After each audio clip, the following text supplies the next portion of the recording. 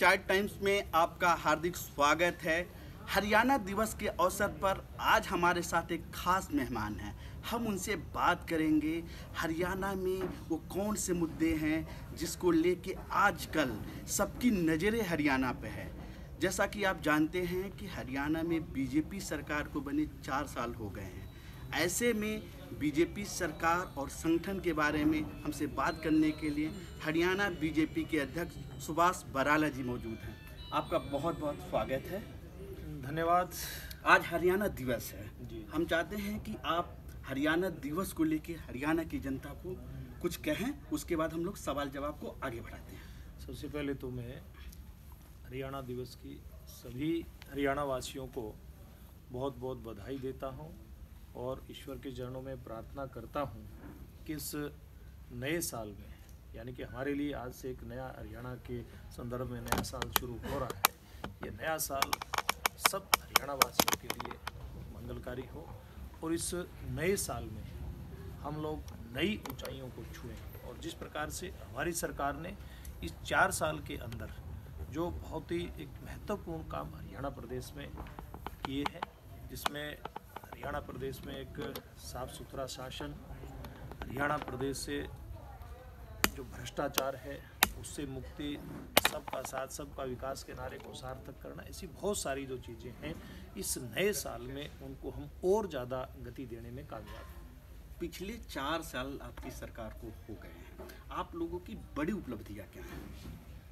देखिए, वैसे तो उपलब्धियां बहुत सारी हमारी उपलब्धियां हैं, लेकिन सबसे बड़ी हमारी उपलब्धि है कि हमने जो हरियाणा प्रदेश में एक वातावरण जो अविश्वास का बना हुआ था, राजनीतिक लोगों पर लोग विश्वास एकाएक करना बंद कर दिया था। राजनीतिक लोगों के जो दावे हैं, नारे हैं, जनता ने उसको खोखला कहना शुरू कर दिया था।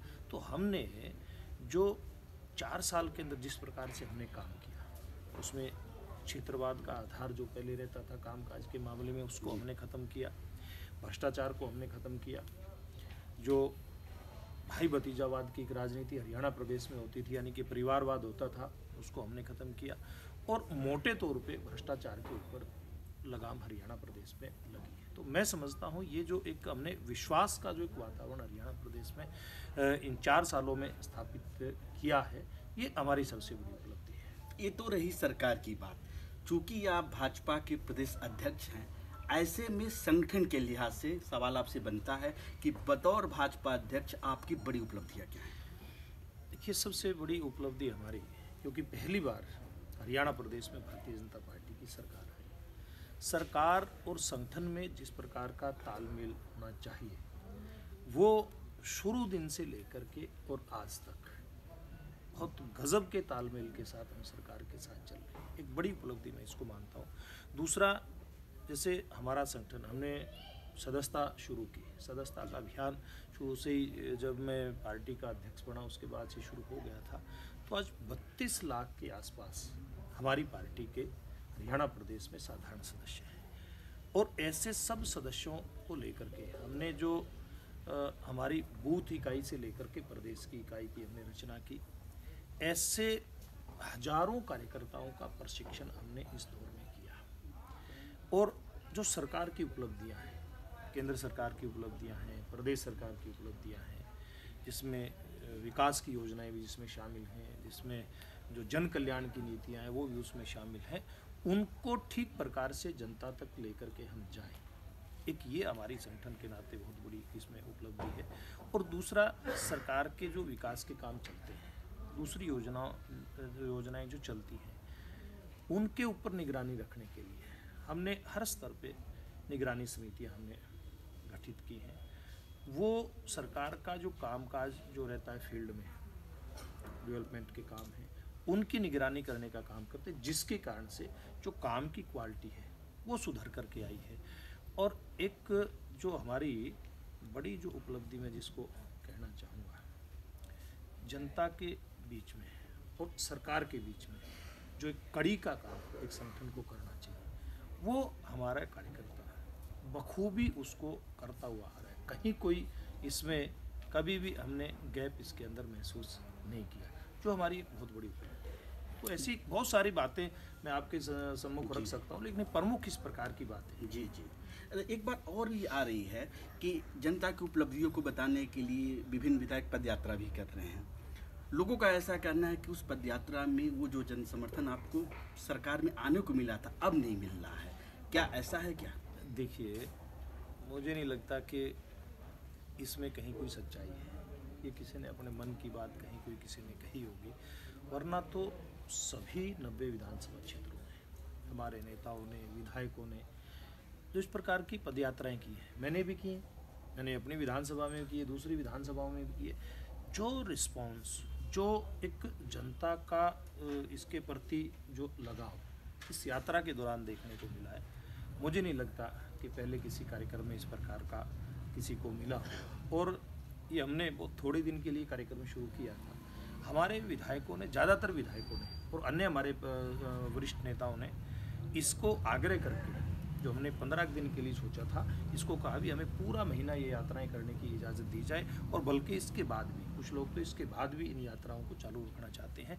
तो एक सीधा सीधा जो संपर्क और सीधा सीधा संवाद जो जनता के साथ इस यात्रा के दौरान होना चाहिए, मैं दावे के साथ कहता हूँ बहुत बेहतर तरीके से ये संवाद जनता के साथ हुआ है। उसका बहुत बड़ा लाभ पार्टी को, सरकार को मिलने वाला है। हरियाणा में 4 सालों में काफ़ी उतार चढ़ाव भी रहा, एक खास मुद्दा रहा जो विपक्ष की तरफ से रहता है, आपकी पार्टी की तरफ से भी उठता है, जाट आरक्षण को लेके। जी, जाट आरक्षण पे लेके आपके पार्टी का क्या मत है, और जाट आरक्षण को लेके जो हिंसा यहाँ पे हुई थी उसको कैसे आप देखते हैं? देखिए, ये सारा का सारा ये अब मामला जनता के समझ में भी आ गया है जी।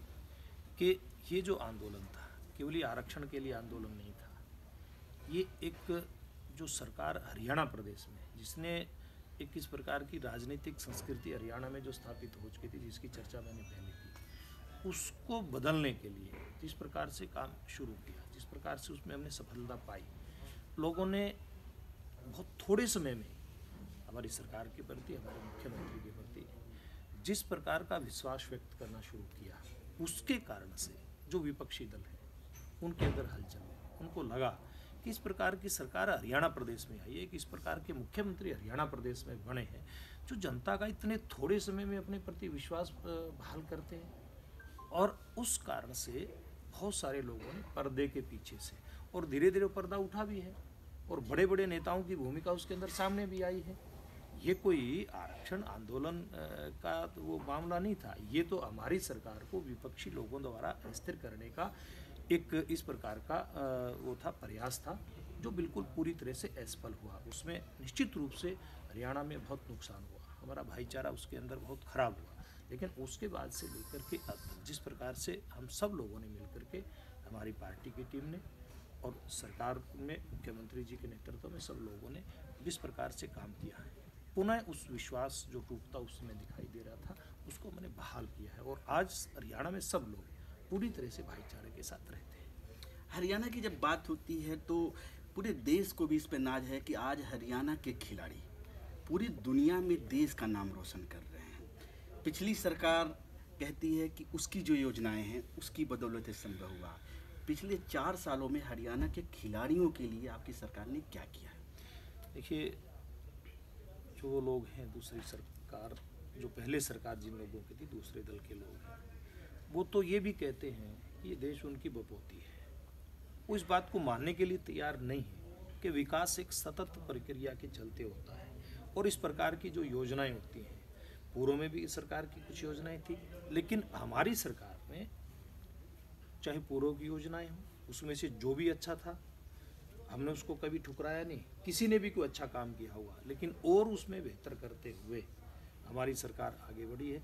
और पिछली सरकार के अंदर एक बहुत बड़ी एक कमी सामने आती थी, इस प्रकार के जो खिलाड़ी थे खेल करके आते थे, उसमें पिक एंड चूज के आधार पर नौकरियां दी जाती थी। एक तो रिकॉर्ड की बात है, नौकरियां देने की बात उन्होंने जरूर की, उन्होंने दी भी, लेकिन उनके जो चहेते लोग थे केवल उनको उन्होंने नौकरियां दे दी, और जो सामान्य कोई खिलाड़ी है जिसकी वहाँ तक कोई पहुँच नहीं थी, उनके दरबार तक पहुँच नहीं थी, वो बेचारे खाली घूमते थे।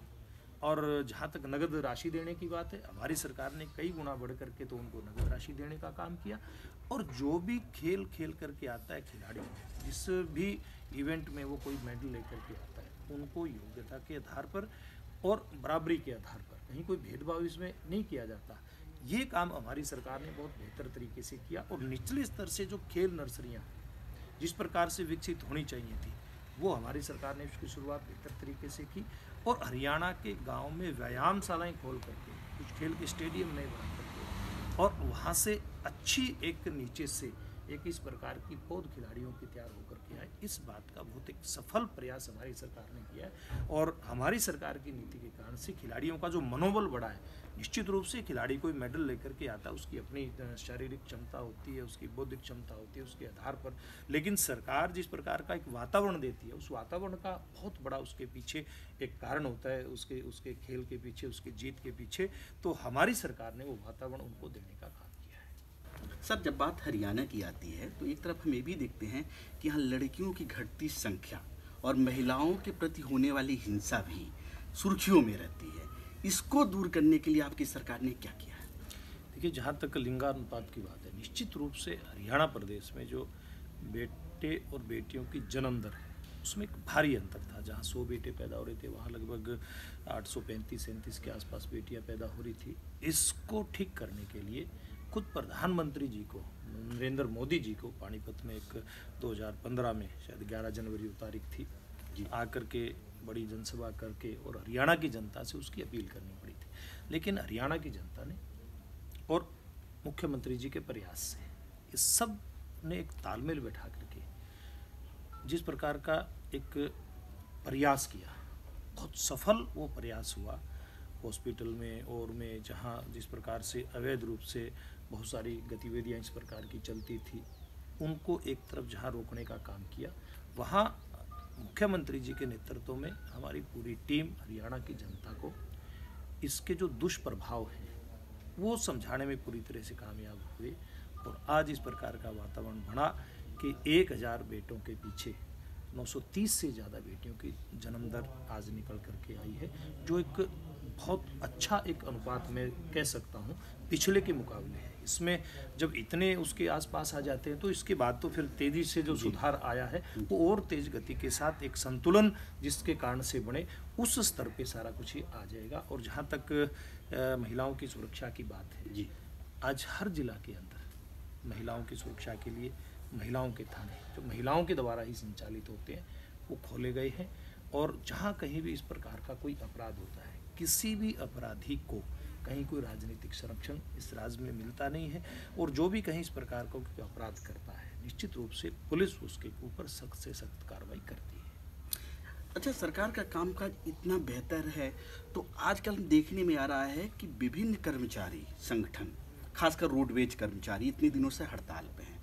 उसको क्यों नहीं आप लोग दूर कर पा रहे हैं? आखिर उनकी मांगें क्या हैं? सरकार और उनके बीच ऐसी क्या है कि इतने दिनों से इतनी बड़ी जनता प्रभावित हो रही है और उसका हल नहीं निकल रहा है? देखिए, जहाँ तक रोडवेज कर्मचारियों की स्ट्राइक की बात है, रोडवेज कर्मचारी किसी और मकसद को लेकर के आज के दिन हड़ताल के ऊपर हैं।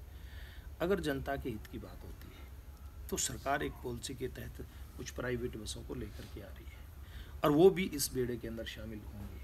उसमें केवल किलोमीटर के हिसाब से जो पॉलिसी सरकार ने बनाई उसके आधार पर बसें वो उनसे ले रही है। एक भी कर्मचारी की कहीं कोई छटनी नहीं हो रही है, एक भी कर्मचारी का किसी भी प्रकार का कोई हित इससे प्रभावित हो नहीं रहा।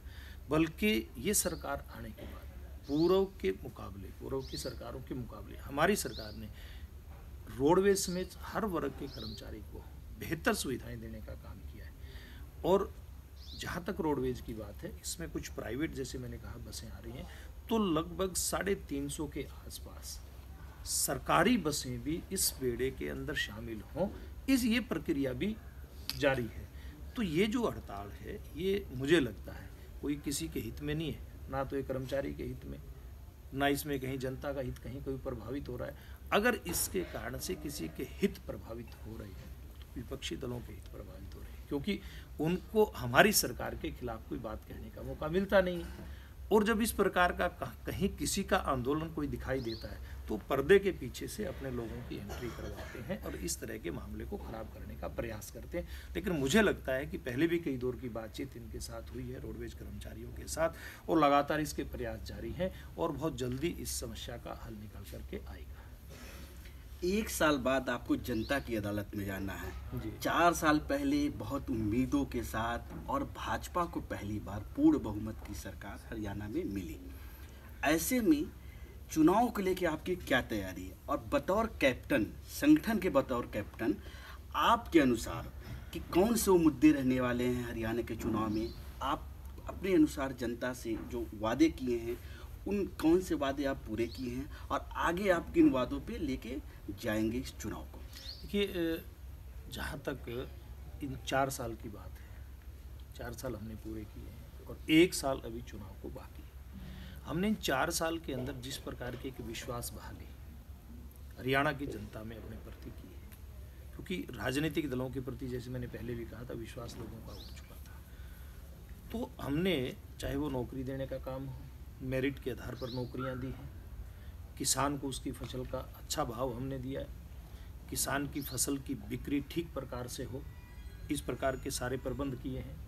किसान की जो फसल सरकार नहीं खरीदती है उसमें से खास करके सब्जी की फसलें, आलू है, टमाटर है, प्याज है, गोभी है, इनके लिए भावांतर भरपाई योजना लेकर के आई सरकार। इसके साथ साथ जो बाजरे की फसल है, सरसों की फसल है, सूरजमुखी है, मूंग है, इस प्रकार की फसलों की भी सरकारी खरीद हो, ये हमारी सरकार ने सुनिश्चित किया। और बाजरे की फसल आई थी, सरकार ने किसान का एक एक दाना खरीदा, और जहां सरकारी एजेंसियां नहीं थी बाजरा खरीदने के लिए, वहां सरकार ने सुनिश्चित किया कि भावांतर भरपाई के चलते अगर किसान को कहीं भाव कम मिलता है तो उसकी पूर्ति की जा सके। और ट्रांसफर पॉलिसी, खास करके जो शिक्षा का क्षेत्र है उसमें बड़ी संख्या में अध्यापकों के ट्रांसफर होते थे जी। और जब सेशन शुरू होता था तो लगातार कई महीने तक जो अध्यापक है उसके दिमाग के अंदर एक ही बात चलती थी कि कहीं कोई ट्रांसफ़र करवाना, कहीं कोई रुकवाना, इस प्रकार का एक उनका लगातार एक काम चलता रहता था, जिसके कारण से बच्चों की शिक्षा प्रभावित होती थी। और कहीं कोई ट्रांसफ़र किसी को नोट देकर के किसी नेता की कृपा से करवा ले आया तो उसको आते आते तक ये खतरा रहता था कहीं तेरा ट्रांसफ़र कैंसिल ना हो जाए। यानी कि सारी एक इस प्रकार की जो पॉलिसी इस क्षेत्र में हमारी सरकार लेकर के आई, उसके कारण से स्कूलों के अंदर एक पढ़ाई का वातावरण बना, एक बच्चों में भी और अध्यापकों में भी एक विश्वास इस प्रकार का कायम हुआ कि वो अपना काम ठीक प्रकार से कर सकते हैं। बातें बहुत सारी हैं, चाहे विकास के मामले में सड़कों की बात आप कर लें, सड़कों का जाल किस प्रकार से हमारी सरकार ने फैलाया। पिछली सरकार में उच्च शिक्षा के लिए 31 कॉलेज खोले गए थे, लेकिन हमारी सरकार ने इस 4 साल के कार्यकाल में 44 कॉलेज खोले हैं और उसमें से लगभग 29 कॉलेज उसमें लड़कियों की शिक्षा के लिए जी। हर 20 किलोमीटर के ऊपर एक कॉलेज खोले। ये प्रयास हमारी सरकार का, इसमें बड़े पैमाने पर हम इसमें आगे बढ़े। इसी प्रकार से जो चिकित्सा का क्षेत्र है जी। उस चिकित्सा के क्षेत्र में जो आयुष्मान योजना केंद्र सरकार ने जो लागू की है, उसमें हरियाणा के लगभग 75 लाख नागरिक इस योजना का लाभ उठा पाएंगे। और उसके कारण से उन परिवारों के अंदर अगर कोई बीमार होता है तो 5 लाख रुपए तक का इलाज उनका फ्री में होगा। एक बहुत बड़ी व्यवस्था हमारी सरकार ने की है, केंद्र और प्रदेश ने मिलकर के। इसी प्रकार से आज हरियाणा प्रदेश में ग्रामीण क्षेत्र में जहां बिजली देखने को नहीं मिलती थी, 10-12 घंटे से ज़्यादा कभी बिजली आती नहीं थी, हमारी सरकार ने सुनिश्चित किया कि 24 घंटे गांव के अंदर बिजली जानी चाहिए। 2800 गांव जिसमें 6 जिले शामिल हैं, इन 6 जिलों के अंदर 24 घंटे बिजली हमारी सरकार दे रही है। खाली बिजली नहीं दे रही, बिजली के मामले में पहली बार किसी सरकार ने जो रेट कम किए हैं, तो लगभग बिजली के दाम हमारी सरकार ने आधे कर दिए। तो ये उपलब्धियां, इतनी उपलब्धियां हैं, मैं गिनवाऊंगा तो बहुत समय लग जाएगा। 4 साल में जो हमने काम किया है, और बहुत सारे ऐसे काम हैं जिनकी शुरुआत हुई है और वो भी 1 साल के अंदर वो पूरी तरह से उनको अमली जामा पहनाया जाएगा। तो आपको उम्मीद है 4 साल के जो हमारे काम हैं, 1 साल में उनको बहुत सुंदर तरीके से हम पूरा करेंगे। और आने वाले समय में मैं एक बात ये दावे के साथ कह सकता हूँ कि जैसे 4 साल में हमने एक विश्वास का माहौल हरियाणा प्रदेश में एक कायम किया है, उसके आधार पर 1 साल के बाद जब भी चुनाव आएगा, हरियाणा की जनता निश्चित रूप से भारतीय जनता पार्टी को दोबारा से सत्ता सौंपेगी। सत्ता आपको मिलेगी कि नहीं मिलेगी ये तो जनता बताएगी, लेकिन ये बताइए कि अगले विधानसभा चुनाव में आपका मुकाबला किससे होगा? कांग्रेस से होगा कि इनेलो से होगा? देखिए, हम कांग्रेस और इनेलो से मुकाबले के चक्कर में पड़ने वाले नहीं हैं। हम तो जनता की सेवा कर रहे हैं, बेहतर तरीके से सेवा कर रहे हैं और बहुत पारदर्शी तरीके से सेवा कर रहे हैं। तो जनता इस बात को देख रही है कि मुकाबला किससे होगा, ये हमने तय नहीं करना। हम तो केवल जनता के प्रति जो हमारा फर्ज बनता है, जो दायित्व बनता है, उस दायित्व को हम लोग पूरा कर रहे हैं और उसी के आधार पर हम लोग चुनाव में जाने वाले हैं। और जहाँ तक अगर बात आपने मुकाबले की कही भी है, दूसरी बात इसमें मैं ये भी कह सकता हूँ कि आज 2 दल हैं सामने जी। कांग्रेस पार्टी है, पूरी तरह से कितने गुटों में बटी दिखाई देती है, विभाजित हुई दिखाई देती है, और दूसरी पार्टी इंडियन नेशनल लोकदल, उसका भी जो हाल है वो जनता के सामने है। इसलिए ये तो फैसला या आप करो या जनता करें भाई किसके साथ हमारा मुकाबला होगा। अच्छा, जैसा कि आप जानते हैं कि 5 राज्यों के विधानसभा चुनाव हो रहे हैं, 3 बीजेपी शासित राज्य हैं। अभी टिकटों की जो घोषणा हुई है या जो होने वाली है, मौजूदा विधायकों के टिकट बड़े पैमाने पे कट रहे हैं या कटे हैं। ऐसे में हरियाणा में जो 1 साल बाद चुनाव होगा तो मौजूदा विधायकों के अंदर एक अविश्वास आ रहा है, तो क्या यहाँ भी टिकट कटने की कोई बात है क्या? देखिए, ये चुनाव के समय तय होता है कि 5 साल की जो परफॉर्मेंस है किसी भी चुने हुए प्रतिनिधि की, और उसमें सब लोग शामिल होते हैं, तो उस जो 5 साल का जो कामकाज है चुने हुए प्रतिनिधि का, उसके आधार पर अगर बेहतर जनता की सेवा की है तो निश्चित रूप से पार्टी दोबारा से उनको मौका देगी कि उनको फिर से एक बार मैदान में जोर आजमाइश करने का मौका उनको मिले। अगर कहीं कोई ये लगता है कि किसी भी कारण से वो ठीक प्रकार से जनता की उम्मीदों पर खरा उतर करके नहीं आ पाई, कारण बहुत सारे होते हैं, कारण कि अगर उसमें चर्चा में जाना चाहें तो मुझे नहीं लगता कि उचित होगा, लेकिन बहुत सारे ऐसे फैक्टर होते हैं जिनके कारण से कोई व्यक्ति ठीक प्रकार से सेवा जनता की नहीं कर पाता। तो ऐसे मामले में पार्टी के पास एक विकल्प होता है बदलाव का, और वो निश्चित रूप से पार्टी वो समय आने पर जिस प्रकार का भी एक कोई जिसके बारे में फीडबैक आता है उसके आधार पर करती है। इसमें कोई 100% नहीं कहा जा सकता भी कितना बदलाव होगा, लेकिन हाँ, जहाँ जरूरत होगी वहाँ पर बदलाव करने में हम बिल्कुल हिचकेंगे।